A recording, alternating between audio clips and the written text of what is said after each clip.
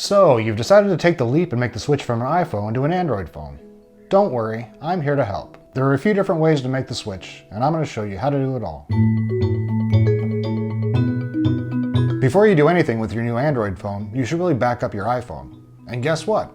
We have a video that shows you how to do just that. Patrick Holland has a great tutorial on backing up your iPhone using iCloud, iTunes, or the Finder on your Mac. If you need a refresher, go check that out. And while you're there, please be a dear and subscribe to our channel. Won't you? Once your iPhone's backed up, go into your settings and turn off iMessage and FaceTime. This will help make sure that text messages make it to your new phone. Go to Settings, tap Messages, turn iMessage off, go back to Settings, tap FaceTime, and turn FaceTime off. Also, make sure that both phones are all charged up, because transferring files can take quite a while. Now that we're all prepped, let's talk about Google Drive. The easiest way to transfer data from your iPhone to any Android phone is to use Google Drive. If you don't have it on your phone already, download the Google Drive app from the iOS App Store. When you open it, tap Sign In, and allow Drive to use google.com to sign in. If you don't already have a Google account, you can tap here to create one. Just follow the steps to set up the account and create a new Gmail address. I already have one, so I'll just use that to sign in here. Then enter my password, and now I'm logged into Google Drive. From here, tap the menu icon up in the corner, select Settings, and then Backup. Now you can choose which of the items will be backed up to your Google Drive. Contacts will be moved to Google Contacts, calendar events will go to Google Calendar, and photos and videos will be transferred to Google Photos. This only applies to photos and videos stored on your iPhone currently. It won't transfer data that's stored in iCloud Photos. Also, you have the choice of backing up unlimited photos in high quality or at original full resolution, but those will count against your Google Photos data quota. Pick which items you want to transfer and hit the Start Backup button. Allow Drive to access all the apps you've chosen, and make sure to keep the phone unlocked and the app open until the backup is complete, which can take a good amount of time. While that's happening, let's address the elephant in the room: text messages. Google Drive doesn't give you the option to transfer your messages data to your new Android phone.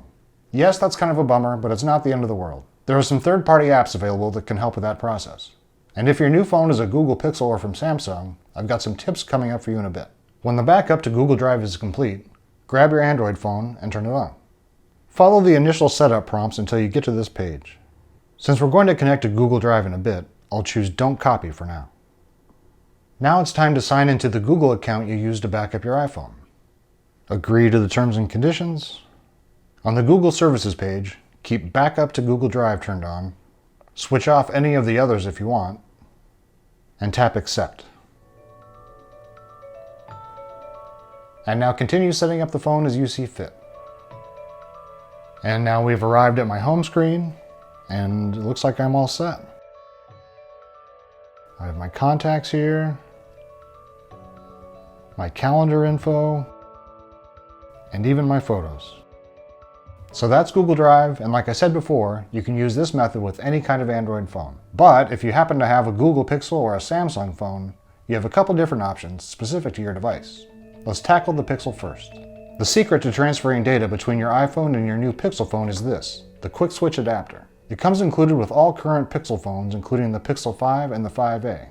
But I'll be using this Pixel 4a to show you how it works. It was the one I was using to demonstrate Google Drive, but I did a factory reset. To set up your new Pixel phone, tap Start. You can connect to your mobile carrier now by inserting your SIM card, or if you're using an eSIM, you can tap here and connect that way. For now, I'm just going to skip that and connect to my Wi-Fi network.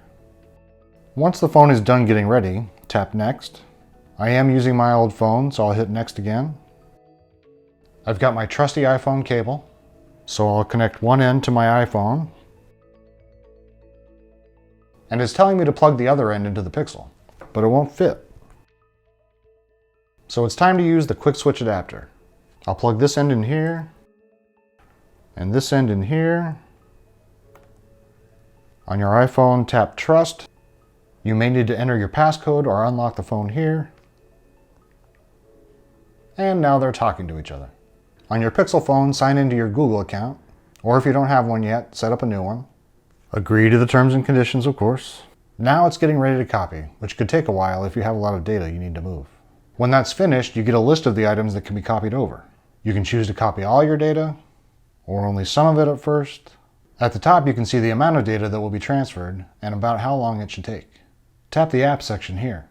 You can automatically download the Android versions of many iPhone apps, as long as they have a counterpart in the Google Play Store. The iPhone apps themselves aren't copied over. And you can choose to not get copies by unchecking them. We talked about text messages before, and you can see here that they're now in the list, so you can copy those over if you want. I've made my selections, so now I'll hit Copy. And now you can continue setting up your phone. You can set up your passcode, your fingerprint, and other settings. Feel free to explore those on your own. And now we can see that the data is still copying over. Don't let your iPhone fall asleep or you'll get a warning to wake it back up. Now I have an alert that the phone's almost ready, and I can disconnect the cable.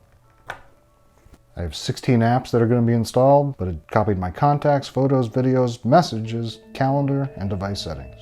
Here's another reminder to turn off iMessage on your iPhone. You can choose the light or dark theme and get some tips for navigating the new phone.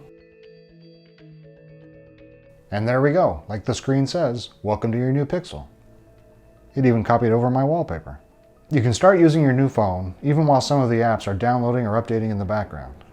I can see my photos and videos here. These are from another video I made. And here are my contacts. And even my messages. Yes, my text history has made it to my new phone. Pixel folks, you're all done, but feel free to stick around. Samsung people, you're up next. Samsung offers an app called Smart Switch designed just for moving from an iPhone to a Samsung phone, like this Galaxy Z Flip 3 right here. This time you have the option to connect the two phones with a cable like we did with the Pixel, or to use an iCloud backup. So if you followed my advice from the beginning of the video, you might be halfway there. Let's assume you're starting with a brand new Samsung phone. So go ahead and turn it on. Follow the initial setup prompts. There's always a lot of getting ready until you get to this page. If you're ready to use Smart Switch now, tap Next and the app will be downloaded to your new phone. Or you can choose Don't Copy and continue setting up the phone as new. We are using an old device, the iPhone, so tap Next. You can use Smart Switch to set up from a different Android phone, but since we have an iPhone, I'll tap here. So now we can choose to connect the phones together with a cable, like we did with the Pixel, or use your iCloud backup. We can see here what does and doesn't copy over when using the two different methods. If you choose to go the iCloud route, enter your Apple ID and password here. Enter the verification code if needed, and you'll be presented with a list of items that can be transferred to your new phone from the iCloud backup. And you can choose whether you want all your photos and videos or just the most recent ones to save some space. Remember, messages aren't included in this list because they're not part of the iCloud backup. But this looks good, so I'll hit transfer. The data will start downloading, and while the data transfers in the background, you can continue setting up your phone. You'll sign in with your Google account, set up your security settings, and have the option to open or log into a Samsung account. Once you make it to the home screen, you can check the status of your transfer in the notifications menu. And there we go, mine's all done. Here's another reminder to turn off iMessage on your iPhone so that your new texts will work properly. And the new phone is still downloading some apps, but I've got all my contacts, and my photos, and my notes. You're now free to use your Samsung phone as you please. Or at this point, you can still connect your phones together with a cable to transfer even more data. Locate the Smart Switch app on your phone. For me, it's right here in this Samsung folder. I want to receive data from my iPhone. Since I have a USB-C cable for my iPhone, I don't need an adapter, which is good since Samsung stopped including them in their newer phones. So I'll connect them together. Select Trust. And now we have a much longer list of items to choose from when copying things over. And see this here? Messages. Smart Switch will actually transfer your text history to your new phone. And you'll get Android versions of iOS apps or suggestions for similar apps if a direct match isn't found. And here are a few things that won't be transferred, like your FaceTime call history and iMessage effects. Once your list looks good, tap Transfer. Here are all those apps it wants to download. Tap Install, and there it goes. Tap here to keep the screen on to monitor your progress. or you can navigate away to check out other things while the data is being copied. You can always come back here to check when it will be done. By the way, this part is basically what it looks like if you choose to connect the phones with a cable during the setup process, so I won't bother to show it to you again. Okay, it looks like we're all done. I can disconnect the cable, go to the home screen. I've got my apps like TikTok and Twitter, and of course my text messages. My Z Flip 3 is all set. So there you go, a number of different ways to move your whole life over from your iPhone to a new Android phone. If you need more tips on how to set up your new phone, we've got plenty of videos on the How to Do It All channel to guide you through the process. Thanks for watching, and I'll see you next time.